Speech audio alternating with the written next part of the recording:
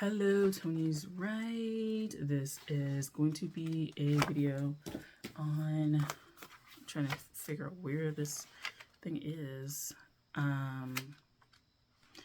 Yeah, okay. So it is in this one.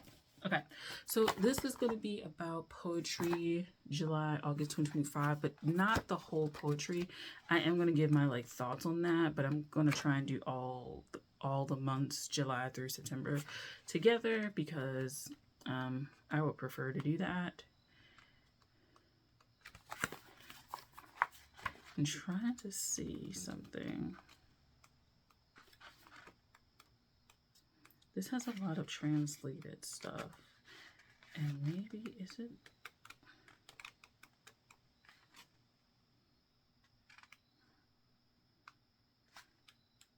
Am I not? Is that this one? It has to be this one then.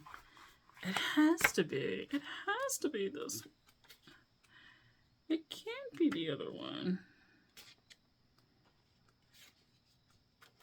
There's like comments. Yeah, this is the right one. This is the right one.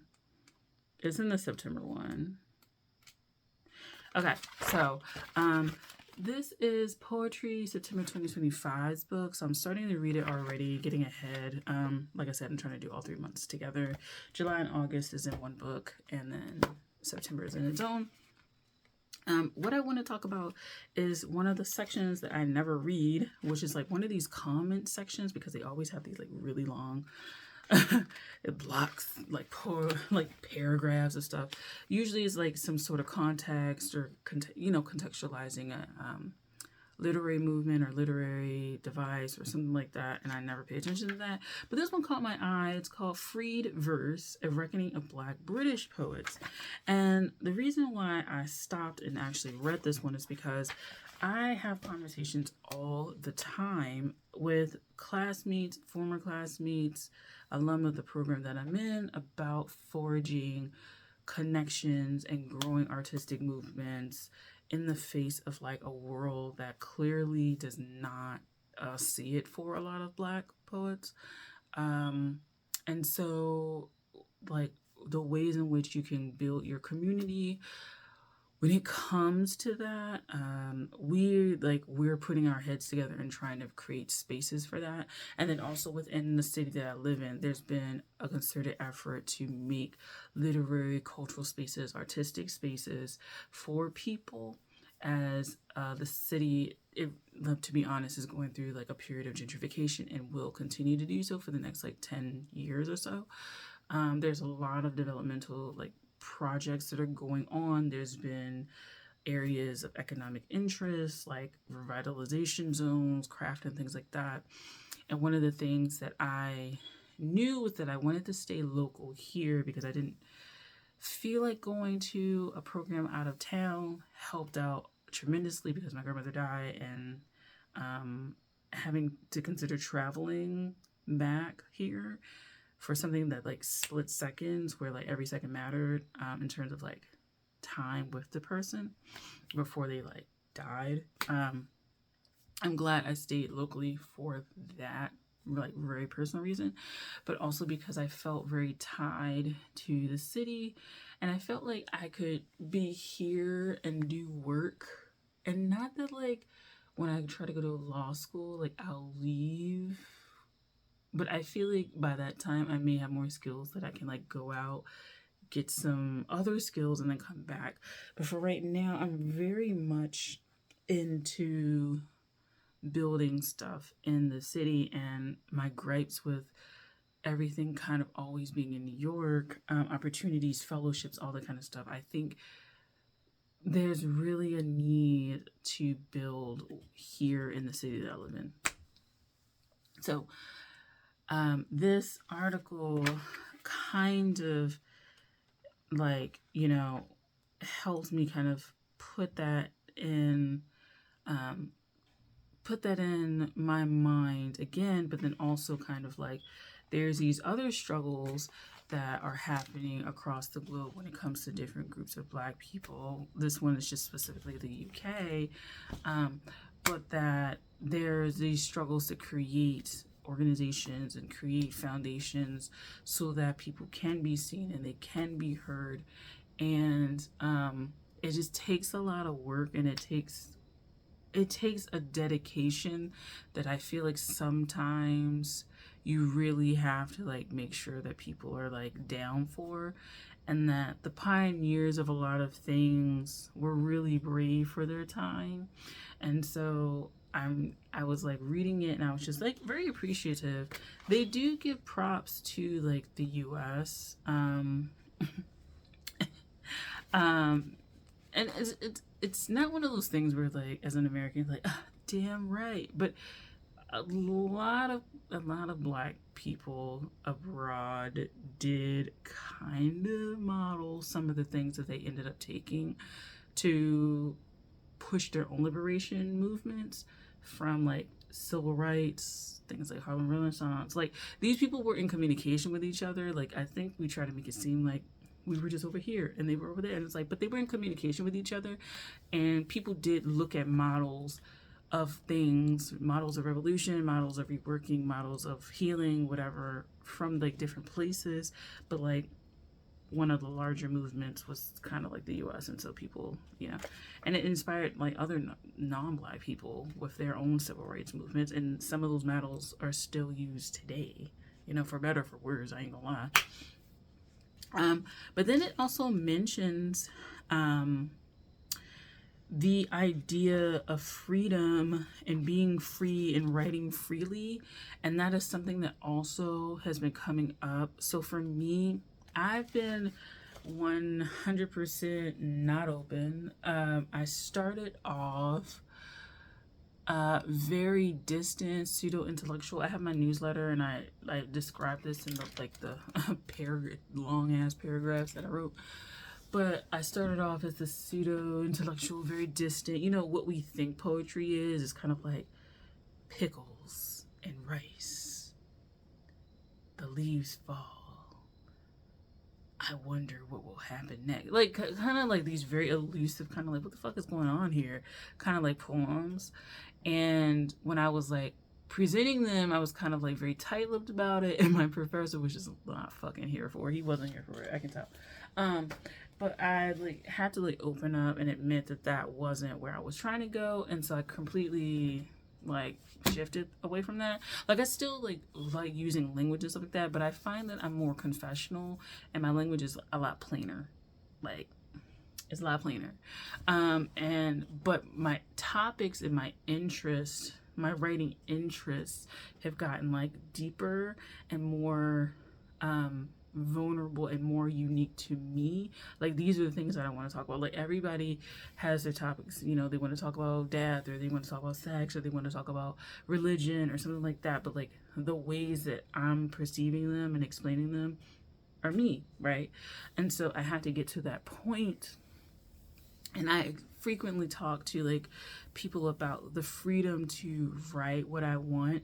And one of the things for me, it may differ for some other people who are black writers, but for me, I personally don't want to write. I personally just feel like by virtue of you writing something, it's black literature, and so I don't feel like we should hinge black literature on the black experience, because there is no singular black experience to begin with.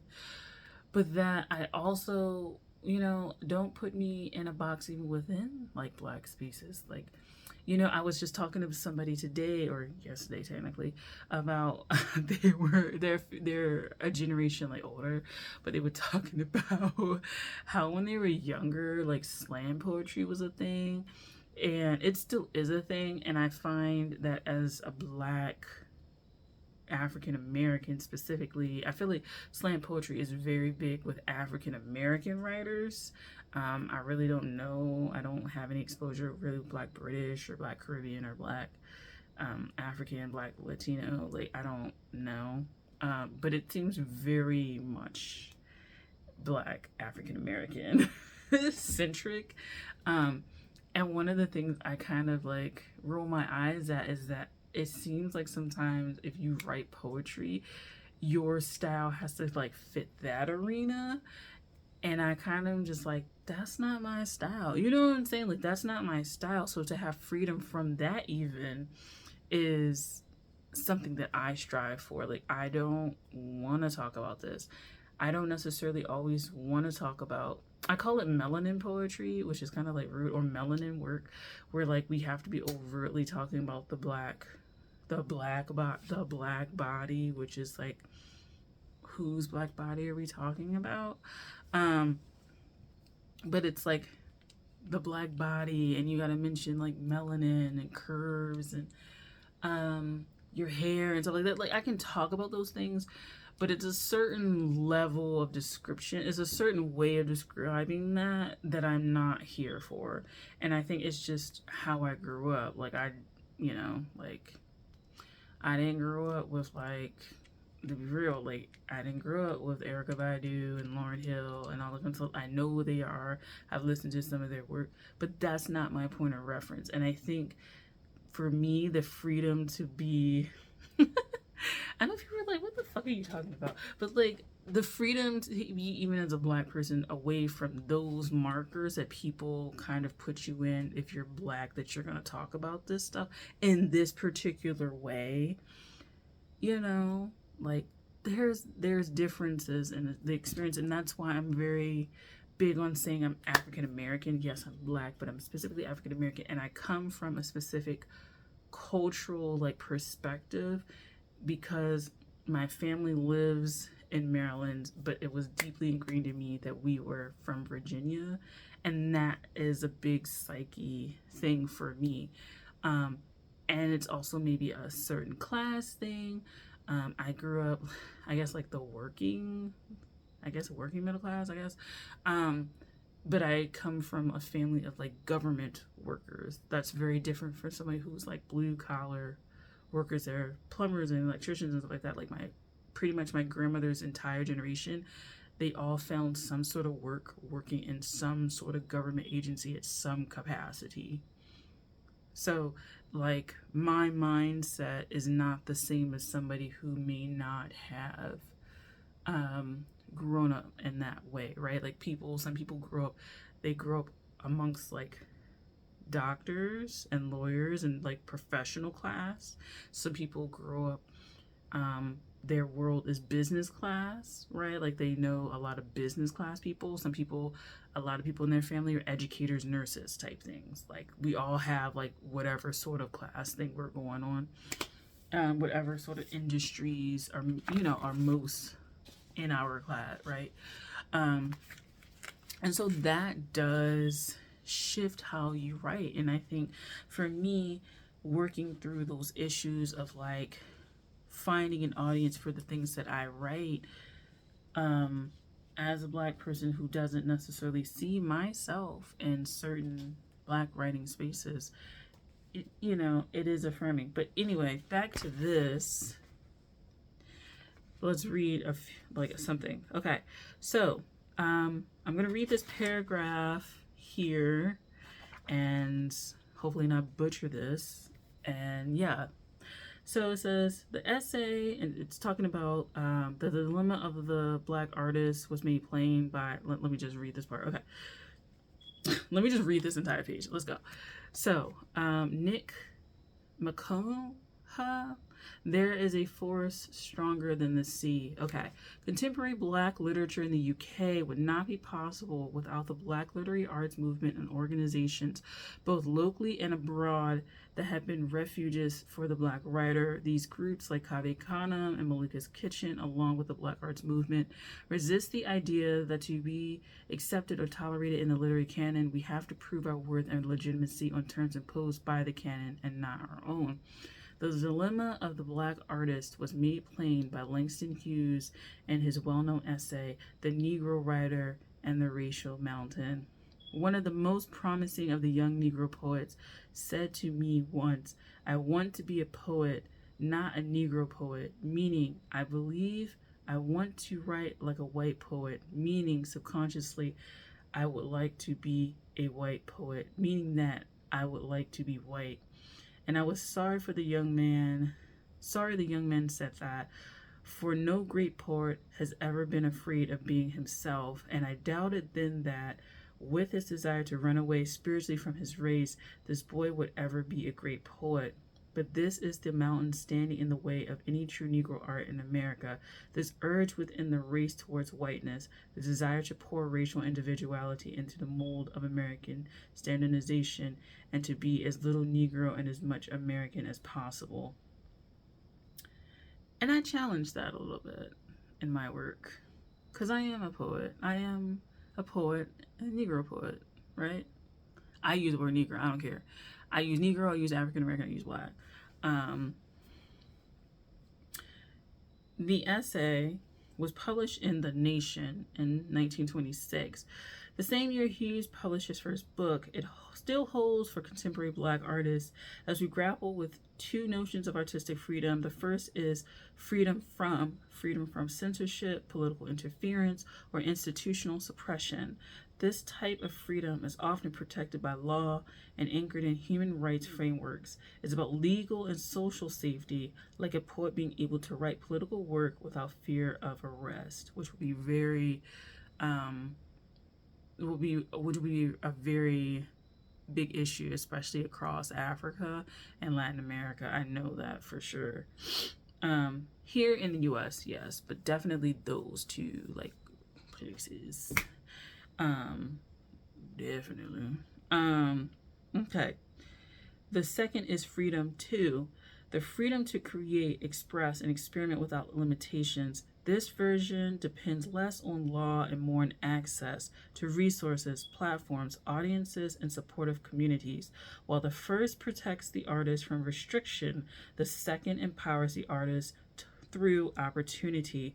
Together, they define the conditions necessary for making and sharing art and, by extension, shaping culture. A poet may be legally free to write, but without funding, publishing access, or an audience, that freedom is limited.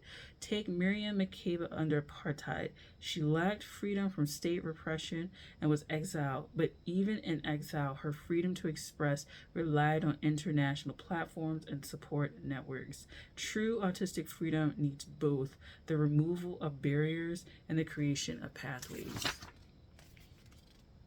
And so, yeah, I would definitely pick this up and read it.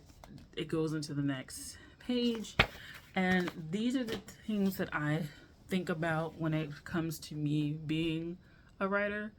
To me, that's why I want to push African American literary spaces specifically, because I feel like there is a space for that, because I am African American, and I personally feel more comfortable saying African American.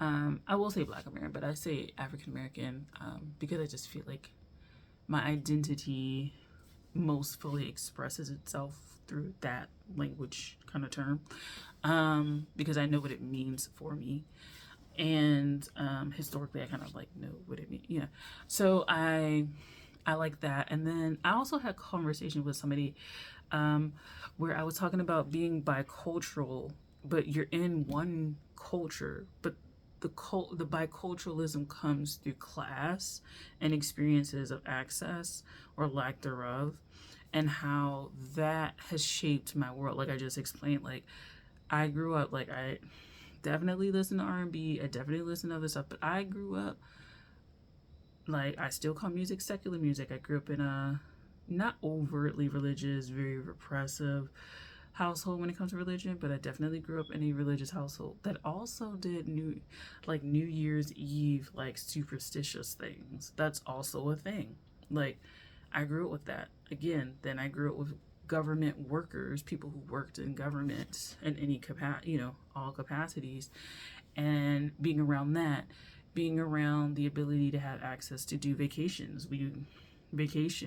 Like we used to go to one location for like a week or two, take a break, maybe do some other travel, and then we would go to like our pilgrimage would be like our family hometown. These experiences are not necessarily the experiences of other Black people, and I think I've been trying to grapple personally with how to tell them in a way that feels authentic to myself and feels less like I have to fill the mold for like either this like I guess white audience or even this Black audience. like, that I hope that what I'm writing, you could, I'm not going to say I resonate with that or like I see myself in that exactly, because like I don't read a lot of stuff that I feel like I see myself in. So that I can just read and appreciate for the language and the craft that is expressing this perception and experience. That's kind of how I'm viewing it.